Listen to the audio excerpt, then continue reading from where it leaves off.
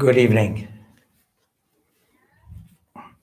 So let us start by putting ourselves in the presence of the source of life, the source of light, and the source of love. And now we do some reflections on today's thoughts.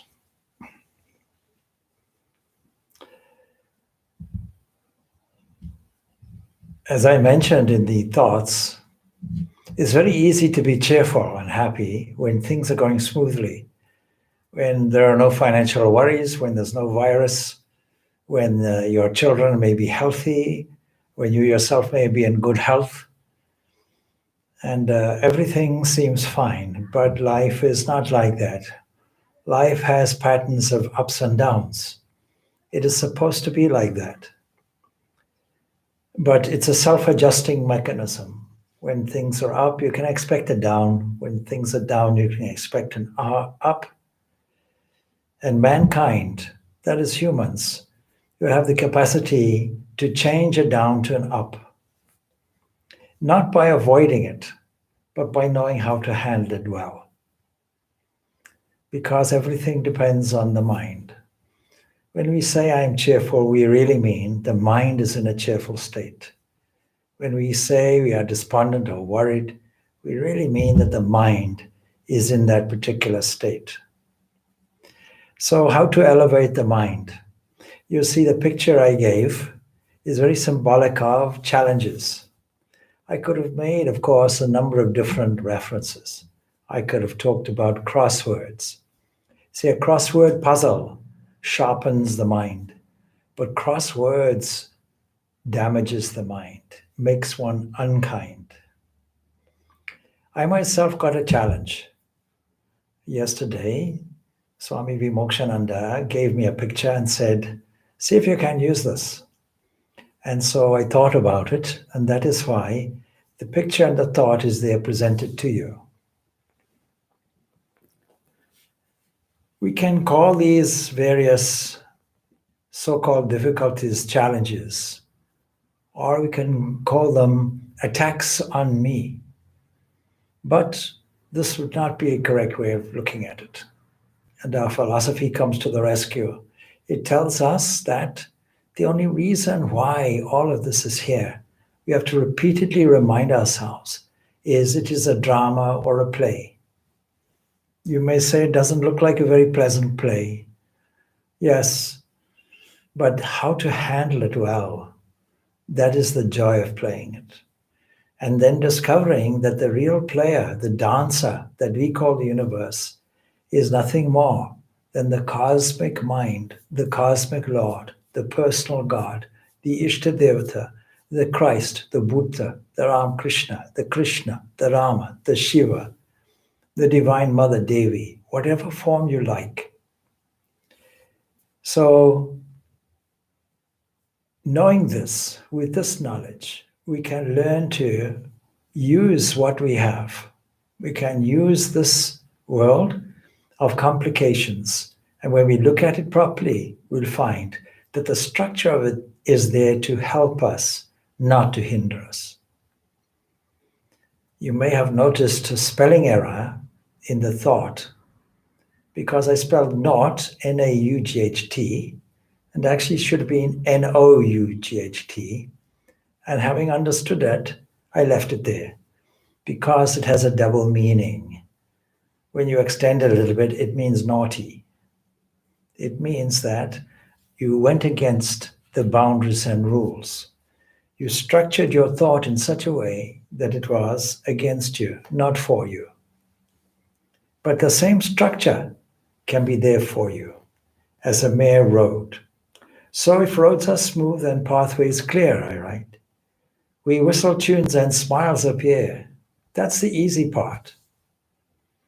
But when our paths turn dusty gray, when things don't look so healthy, when there is doom and gloom, and the pathway is not clear, and this can results in seeming confusion for us, then what we do is we forget all this philosophy.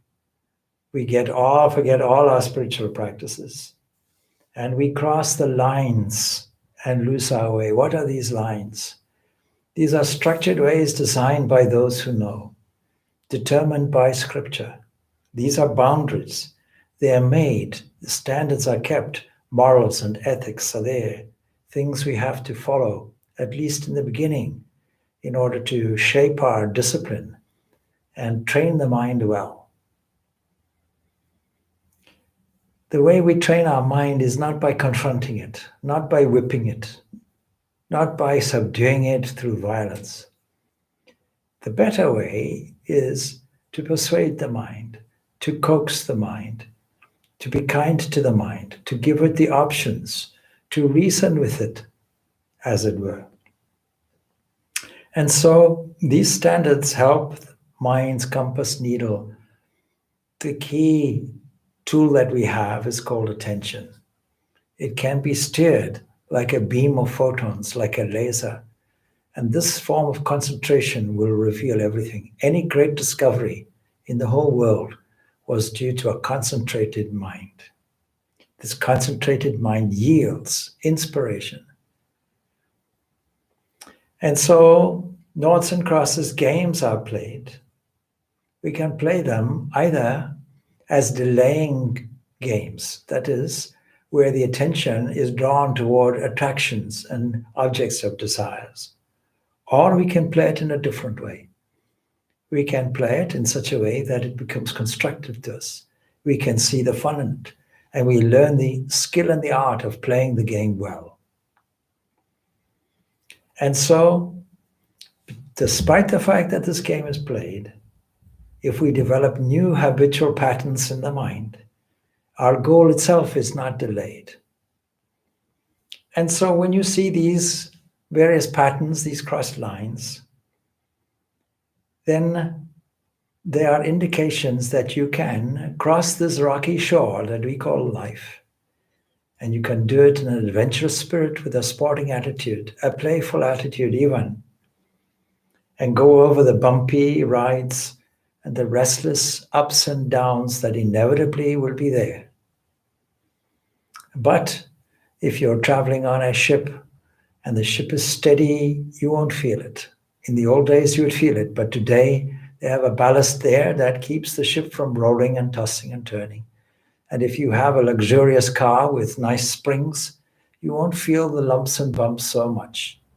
You have such a car, this earth car called the body, and this facility called the mind, which has the ability to operate like a searchlight.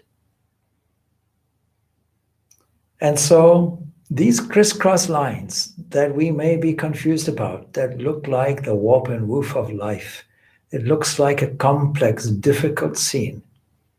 That's just a road crossing, because it's where the children, this particular crossing, where the children are guided across kindly by what we call the lollipop lady, the lady who assists the school children in getting to school across the road safely. In this way, we are asked to cross this road, not alone. We are accompanied by the divine. And so the prayer goes, O companion Lord, I feel you carry me yourself and show me the way when I feel lost, in the moments when we do feel lost.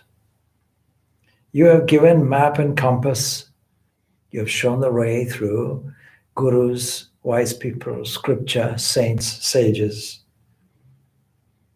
and set me on the way.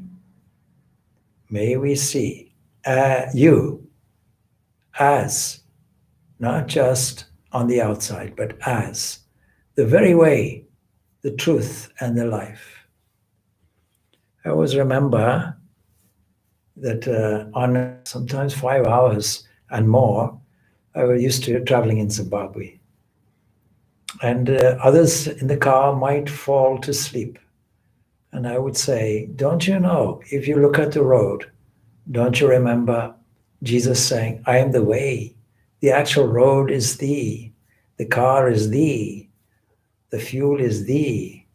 The forces, the physics forces that enable acceleration and in relation to mass this force called acceleration, see, this force behind it, this energy is also thee. And so may we play our game well, and our thoughts once more go out to those who are suffering, those who are worried, those who are anxious, those who feel frustrated because they're put into an isolation and they cannot see maybe children, grandchildren, and so on, and vice versa. And we also send our thoughts and prayers to those on the front line in hospitals and clinics, in old age homes, and so on, who are doing their best to assist and help people. All we can do here for us is help you to elevate your mind. And hopefully that will assist you in coping with this current situation. Om Shanti Shanti Shanti. May peace radiate and reign throughout the whole world to all. Peace, peace, peace be unto thee. Om Shanti Shanti Shanti.